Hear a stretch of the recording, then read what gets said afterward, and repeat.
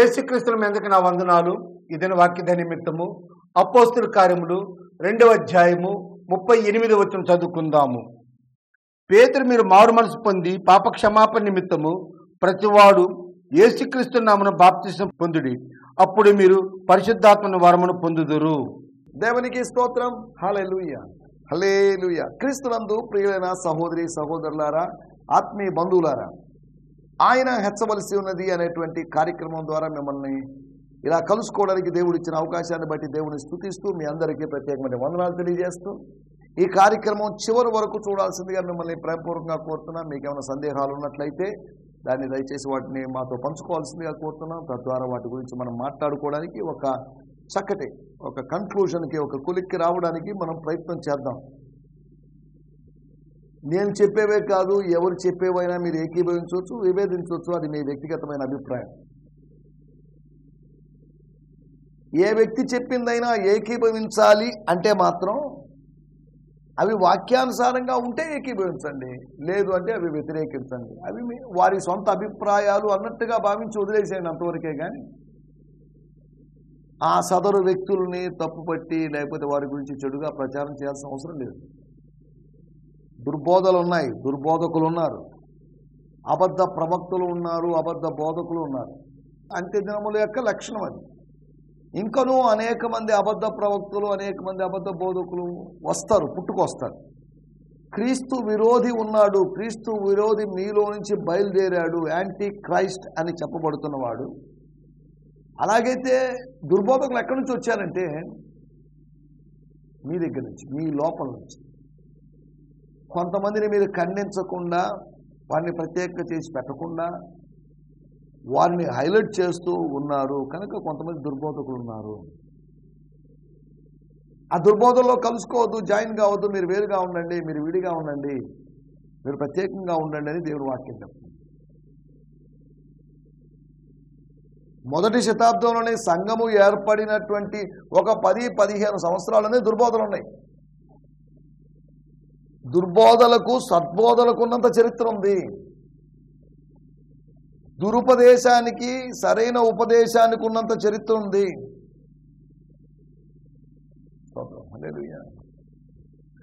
మొదట సద్బోధ వచ్చింది, సద్బోధ తర్వాత దుర్బోధ వచ్చింది. సద్బోధ కాదు, ఆ హితోపదేశం కరెక్ట్ కాదు, ఆ ఆరోగ్యకరమైన బోధ కరెక్ట్ కాదు అని చెప్తూ ఏదో కొత్త బోధలు వచ్చాయి.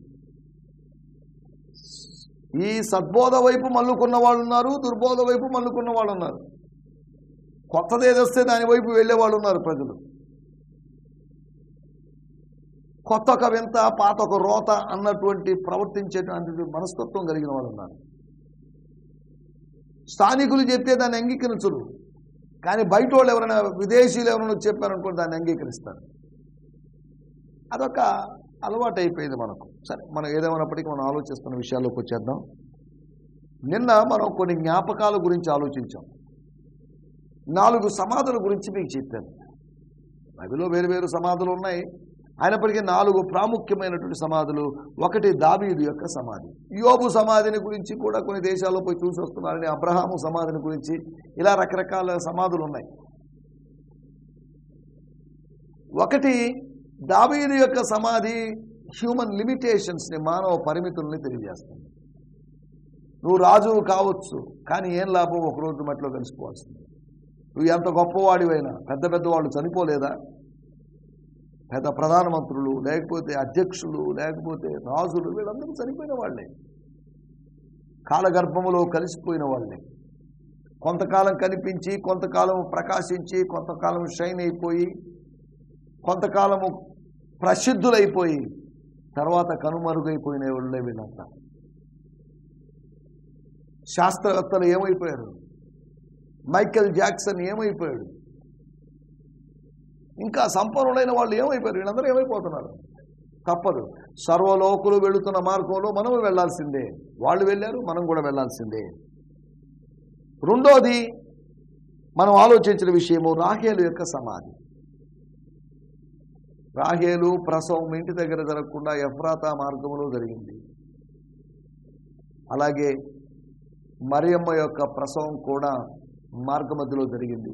ఎగ్జాక్ట్ లొకేషన్ అయితే ప్లేస్ ప్రస్తావించబడలేదు.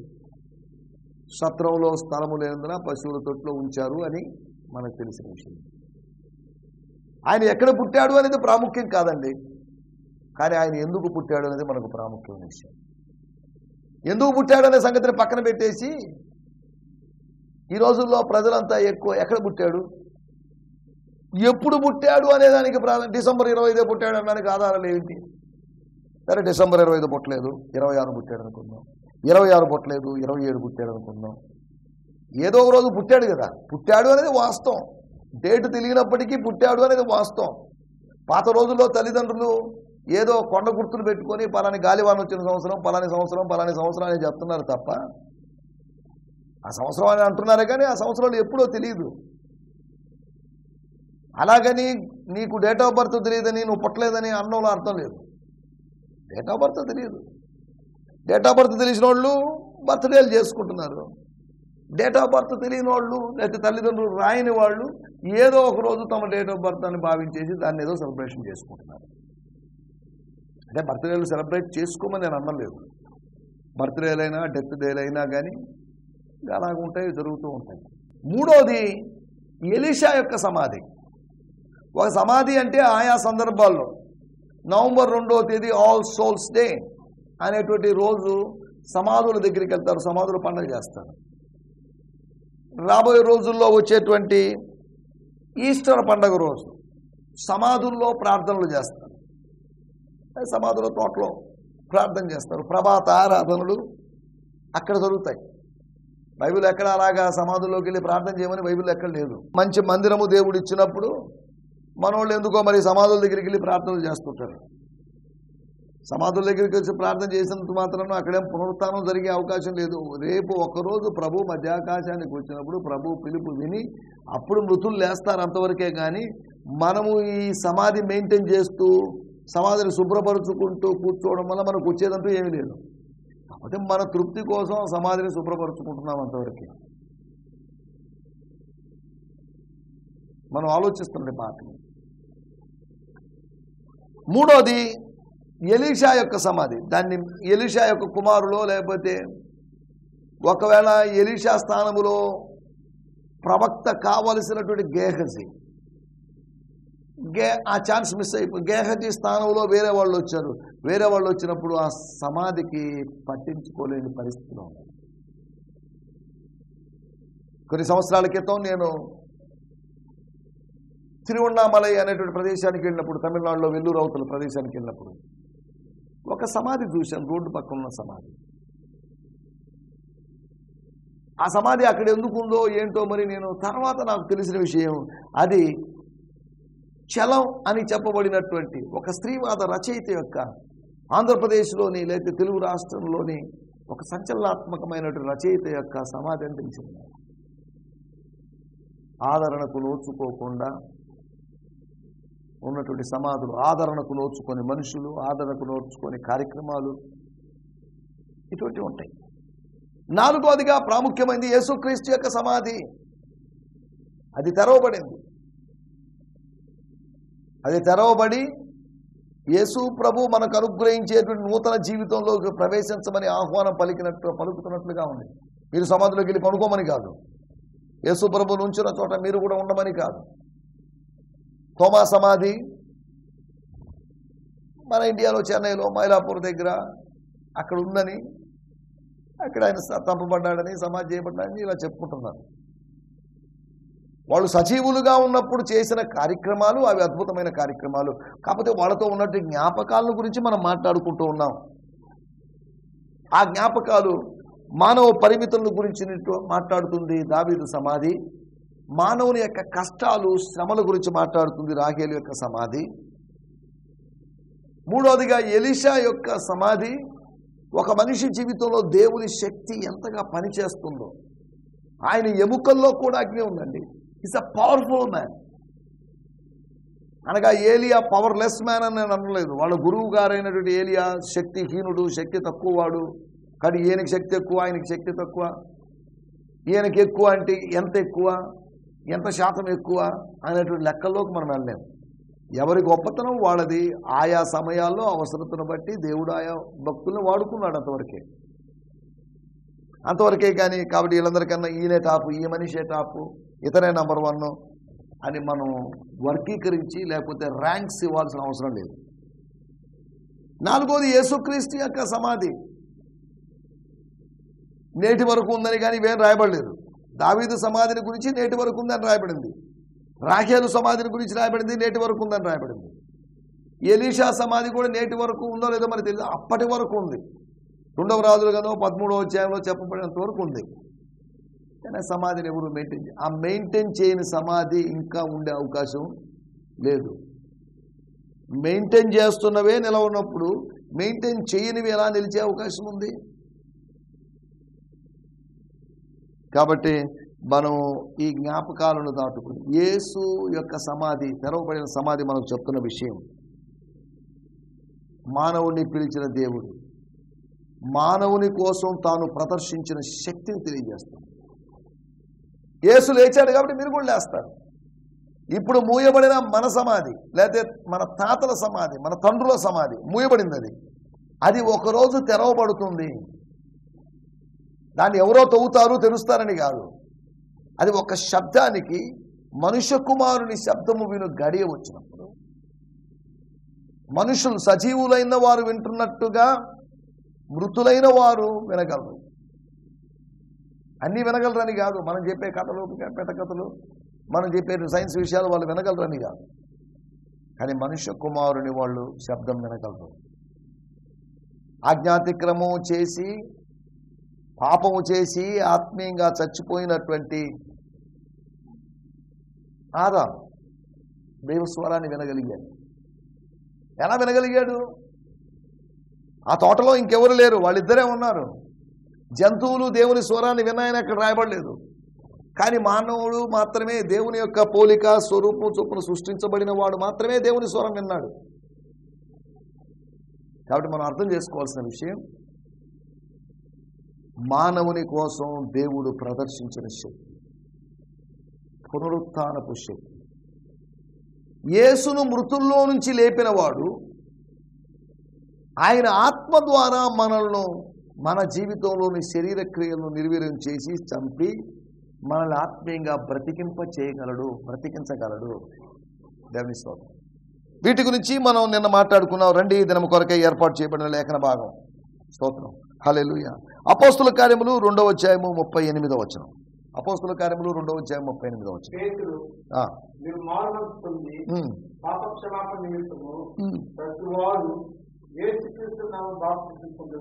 దేవుని స్తోత్రం. పేతురు చెప్తున్న మాటలు, పేతురు ప్రసంగం అయిపోయింది. 2వ అధ్యాయము 36వ వచనముతో ప్రసంగం అయిపోయింది. 37వ వచనంలో స్పందన. 37వ అధ్యాయంలో వారు అడిగిన ప్రశ్న, 38లో ఆ ప్రశ్నకు జవాబు, తర్వాత కొన్ని క్లుప్త సందేశాలు. 2వ అధ్యాయము 38వ వచనం నేను చదువుతున్నాను. స్తోత్రం. బ్రియాన్ సిమ్మన్స్ గారి తర్జుమాలోంచి the passion translation. Peter replied, పేతురు వారికి సమాధానం ఇచ్చాడు. ఏమని? Repent and return to God. పశ్చాత్తాపడండి, ప్రభు దగ్గరికి తిరిగి రండి. The Greek word translated repent means both to change the mind and direction of your life and turn back to God. అనగా గ్రీకు భాషలో ఉపయోగించబడిన పదం యొక్క అర్థం ఏంటంటే మనసు మార్చుకోవడం, దిశను మార్చుకోవడం. అనగా దృక్పథాన్ని మార్చుకోవడం, దిశను మార్చుకోవడం, అక్షరార్థమైన దిశను మార్చుకోవడం అని మెటనోయియా అని చెప్పబడినటువంటి ఆ మాట యొక్క అర్థమని, అది యూటర్న్ అని, దాని గురించి మనం రకరకాలుగా చెప్పుకున్నాం. నేను మరలా చదువుతున్నాను. Peter replied, repent and return to God and each one of you must be baptized in the name of Jesus. యేసు నామములో బాప్తిజము తీసుకోండి. The anointed one to have your sins removed, then you may take hold of the gift of the Holy Spirit. అప్పుడు ఏం జరుగుతుందంటే పరిశుద్ధాత్మ వరమును, పరిశుద్ధాత్మ యొక్క బహుమానమును మీరు పొందుకునేటువంటి అవకాశం ఉంది. ఆ పరిశుద్ధాత్మ వరాన్ని పట్టుకునే అవకాశం ఉంది అని ఇక్కడ రాయబడింది.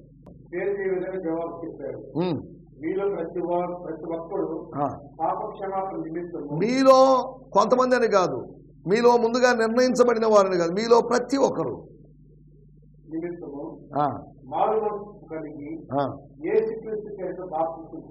మనసు కలిగి యేసుక్రీస్తు పేరట బాప్తిసం తీసుకోండి. అప్పుడు మీ పాపాలు క్షమించబడతాయి. అప్పుడు మీకు లభించేది ఏంటో తెలుసా? అప్పుడు మీకు దొరికేది ఏంటో తెలుసా? అప్పుడు మీరు పరిశుద్ధాత్మ అను వరమును పొందుతారు అని రాయబడింది. పరిశుద్ధాత్మ అను వరము తప్పు, ట్రాన్స్లేషన్ తప్పు. పరిశుద్ధాత్మ యొక్క వరం. పరిశుద్ధాత్మ యొక్క వరం అంటున్నప్పుడు 9 వరాల్లో ఒకదాని గురించి మాట్లాడుతున్నాడా అని ఆలోచించుకోండి. పరిశుద్ధాత్మునే నువ్వు బహుమానంగా పొందుకోగలుగుతావు. దేవుడు అబ్రహాముకు చెప్పాడు, అబ్రహాం, నేను నీకు అత్యధికమైన బహుమానం, I'm your exceeding great reward. నేను నీకు అత్యధికమైన బహుమానం అవుతానయ్యా బాబు, నేనే నీ బహుమానం. నీకు వేరే బహుమానాలతో పని లేదు. నీకు ఆస్తిపాస్తులు ఉన్నాయి, కానీ ఈ ఆస్తిపాస్తులను ఇచ్చిన వాడినైనా నేను నీకు బహుమానంగా ఉన్నాను, నీకు గిఫ్ట్గా, ఒక ప్రజెంటేషన్గా ఉన్నాను. మనం ఆలోచిస్తున్న విషయాలు. పరిశుద్ధాత్మను గురించి 5 విషయాలు నేను మీకు త్వరగా జ్ఞాపకం చేయబోతున్నాను. పరిశుద్ధాత్మను గురించి మనం అర్థం చేసుకోవడం, ఇది వేదాంతం, ఇది థియాలజీ. పరిశుద్ధాత్మను గురించి అర్థం చేసుకోవాల్సిన అవసరం ఉంది. తండ్రిని గురించి అర్థం చేసుకోవాల్సిన అవసరం ఉంది, కుమారుని గురించి అర్థం చేసుకోవాల్సిన అవసరం ఉంది, పరిశుద్ధాత్మను గురించి అర్థం చేసుకోవాల్సిన అవసరం ఉంది. వాళ్ళిద్దరి గురించి అర్థం చేసుకోవాల్సిన అవసరం లేదు. అంత్యదినాల్లో ఈయన యుగం కాబట్టి, ఈయన కాలం కాబట్టి పరిశుద్ధాత్మను గురించి మాత్రమే అర్థం చేసుకోవాలి నేను అన్నది. నన్ను చూసినవాడు నా తండ్రిని చూసినట్లే, ఆత్మను పొందినవాడు ఆయన్ను, యెహోవా దేవుణ్ణి, యేసుక్రీస్తుని కలిగి ఉన్నట్లే. ఏంటి పరిశుద్ధాత్మను గురించి 5 విషయాలు. 1, నంబర్ 1, 2వ అధ్యాయం 38వ వచనం మూలవాక్యం కనుక మనకు చదవాల్సిన అవసరం లేదు. అక్కడ రాయబడింది, పరిశుద్ధాత్మ అనేది gift. It's a boon, it's a gift. పరిశుద్ధాత్మ అను బహుమానం. ఎవరికి బహుమానం ఇస్తారండి? గిఫ్ట్ ఎవరికైనా ఇచ్చారు, ఎవరికి ఇస్తారు? ఓడిపోయిన వాళ్ళకి ఎవరు? పాల్గొన్న ప్రతి వాళ్ళకి ఎవరు? పాల్గొన్న ప్రతి వాళ్ళకి ఎవరు కన్సలేషన్ ఇస్తారు. పాల్గొన్న వాళ్ళందరికీ ఫస్ట్ ప్రైజో, లేకపోతే అందరికీ సెకండ్ ప్రైజో, థర్డ్ ప్రైజ్ ఎవరు? హల్లెలూయా. బాగుగా పరిగెత్తిన వానికే కిరీటం, బహుమానం, ప్రైజ్. మిగతా వాళ్ళకి అయ్యో పాపం ఓడిపోయావా, ఎందుకు ఓడిపోయావు, ఏంటి? అతని మీద ఓడిపోయాడు, పరిగెత్తలేకపోయాడు, బహుమానం గెలుచుకోలేకపోయాడు అనే దానికి సింపతి చూపించాల్సిన అవసరం లేదు. ఒకవేళ అతని అలక్ష్యం, నిర్లక్ష్యం వలన బహుమతిని పోగొట్టుకున్నాడేమో, సరిగా ప్రాక్టీస్ చేయలేదేమో. బహుమానము పొందినట్లుగా పోరాడండి. ఈ జీవిత పోరాటంలో బహుమానం రావాలి మనకు. బహుమానం రాకుండా ఎంత పోరాడినా అర్థమేముంది? ఈ రోజుల్లో కొంతమంది పోరాడుతున్నారు, కానీ బహుమానం వస్తుందో లేదో గ్యారంటీ లేని పరిస్థితి. మనుషుల మధ్యలో, మనుషుల వలన బహుమానాలు వస్తున్నాయి, కానీ దేవుని దగ్గర నుంచి బహుమానం రావడం అనేది ప్రాముఖ్యమైన విషయం. 1, పరిశుద్ధాత్మ వరమై ఉన్నాడు, ఆయన కృపావరమై ఉన్నాడు. He's a gift of grace అయి ఉన్నాడు. 2వ విషయాన్ని నేను మీకు జ్ఞాపకం చేస్తాను. అపోస్తలుల కార్యములు 1వ అధ్యాయము 4వ వచనం. ఆయన అనగా యేసు ప్రభు వారిని అనగా శిష్యులను కలుసుకొని, మీరు యెరూషలేము నుంచి వెళ్ళొద్దు, నా వలన అనగా నేను చెప్తే విన్నటువంటి తండ్రి యొక్క కనిపెట్టండి. Wait, tarry in Jerusalem for the promise. తండ్రి యొక్క వాగ్దానం, కుమారుడి యొక్క వాగ్దానం కాదు, తండ్రి యొక్క వాగ్దానం. అనగా holy spirit is a gift and holy spirit is a promise of the father. తండ్రి చేసిన వాగ్దానము అంటున్నప్పుడు వాగ్దానము అనేది నెరవేరబడాల్సిందే కానీ వాగ్దానం నిర్వీర్యం కావాల్సింది కాదు. హల్లెలూయా. ఒకటి ఆయన వరమై ఉన్నాడు, ఆయన వాగ్దానమై ఉన్నాడు. లూకా సువార్త 1:35 మనం గమనించినట్లయితే గబ్రియేలు అనేటువంటి దేవదూత, గబ్రియల్ అనబడినటువంటి ఏంజల్, పరలోకం నుంచి పంపబడిన మెసెంజర్, ఆయన ఏం చెప్తున్నాడో చూద్దాం. సర్వోన్నతుని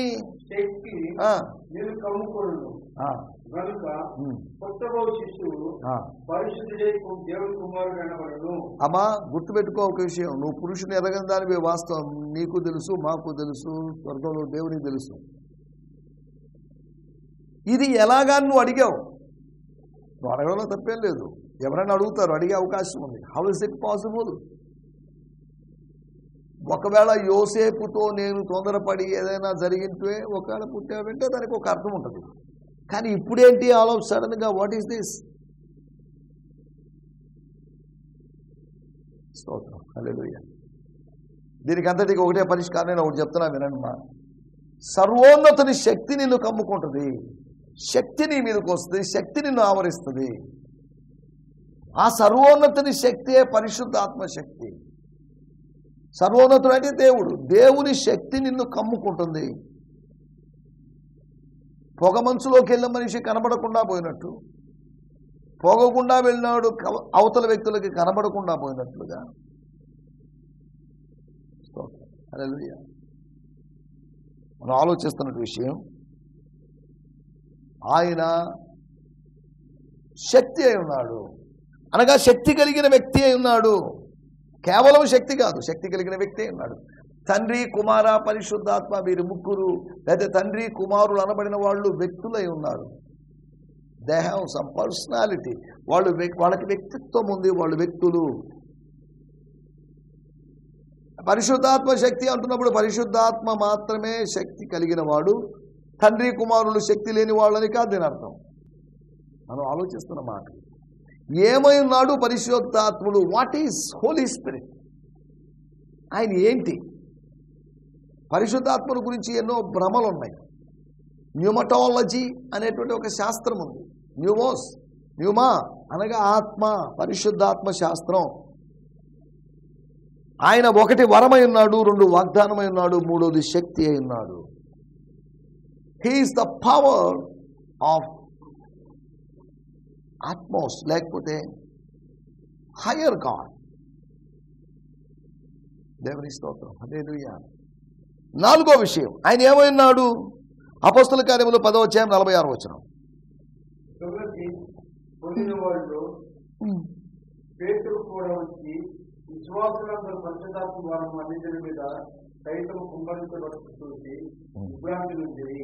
దేవుని స్తోత్రం, హల్లెలూయా.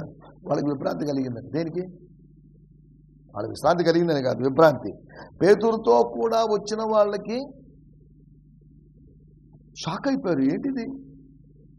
వాళ్ళు ఫస్ట్ టైం అండి ప్రార్థనకు వచ్చిన వాళ్ళు, వాళ్ళు ఫస్ట్ టైం మందిరానికి వచ్చిన వాళ్ళు.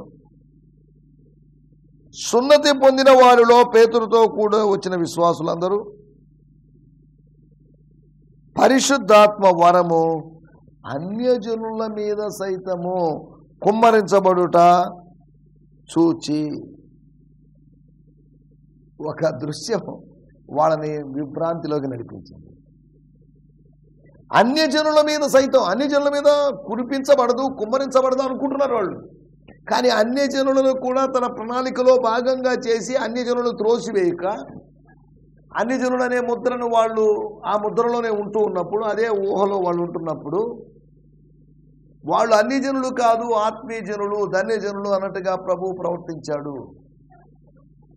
వారి మీద ఆత్మవర్షము కుమ్మరించాడు. నీతిమంతుల మీదను అనీతిమంతుల మీదను వారి వర్షం కురిపిస్తున్నాడు అన్నట్టు. పరిశుద్ధాత్ముడు వరమై ఉన్నాడు, వాగ్దానమై ఉన్నాడు, శక్తి అయి ఉన్నాడు. నాలుగోదిగా ఆయన కుమ్మరించబడ్డం అంటే పోరింగ్ అవుట్ అంటున్నప్పుడు ఆయన జలమై ఉన్నాడు. He's Holi water. ఆయన ఉబికేటువంటి నీటి ఊటై ఉన్నాడు, ఆయన జలమై ఉన్నాడు, ఆయన నీరై ఉన్నాడు. మన నెత్తి మీద కుండపోత వర్షం కురిసేటువంటి అవకాశం ఉంది. మనం గొడుగు పట్టుకోబోలేదు, వర్షాకాలం మర్చిపోయాం. వాతావరణ సూచన వాతావరణ శాఖ వాళ్ళు ఇచ్చారు, ఈరోజు భారీగా వర్షాలు పడే అవకాశం ఉంది. మనం సిద్ధపడకుండా ప్రయాణం చేశాం, అనుకోకుండా విపరీతమైన వర్షం, తాడిచి ముద్దయిపోయే వర్షం, నాన్ స్టాప్గా వర్షం పడింది అనుకోండి. అనగా కడవరి వర్షం.